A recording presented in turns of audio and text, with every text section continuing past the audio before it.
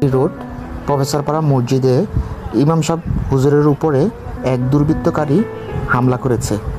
এই হামলাতে হুজুর অনেক ক্ষতিগ্রস্ত হয়েছে। সবাই ওনার জন্য দোয়া করবেন। উনি অত্যন্ত আশঙ্কাজনক অবস্থায় আছেন এবং জনগণ খুব ক্ষোভের ভিতরে আছে এই লোকটিকে অ্যাটাক করার জন্য।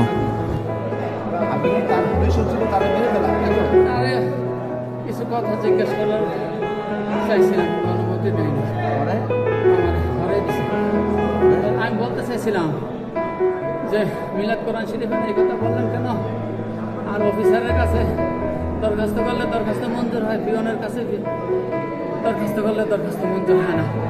অফিসার কি আর পিয়নকে এই কথাটা জিজ্ঞেস করতে চাইছিলাম, কিন্তু মসজিদ কমিটি আমাকে কথাটা বলতে দেয়নি। বলতে দিত আমাকে যা শাস্তি দিত আমি মাইনে নিতাম। মসজিদের ভিতরে হামলা করলেন, এটা কি ঠিক হইল? হয়েছে তাই না, সে হবে। আর নবীজিকে অপমান করছে। নবীজি কি বলছে একটা মানুষের মেরে ফেলা, এটা কি বলছে? বলে নাই, কিন্তু আপনি কেন এটা করলেন? নবীজিকে অপমান করছে, সেই ক্ষোভে মারছে। স্যার আমি আইন হাতে তুলে অপমান করেন, আইন হাতে তুলে নিচ্ছি।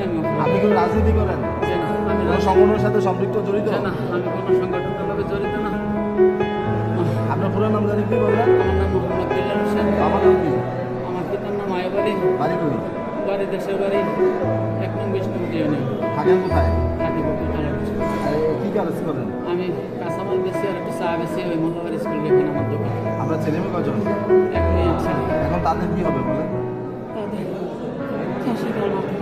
এরকম কি আর কখনো কারোর উপরে হামলা করছেন? আমার জীবনের লাইফে আমি কেউ একটা টুকরো দেয় না স্যার। আজকে এটা করলেন?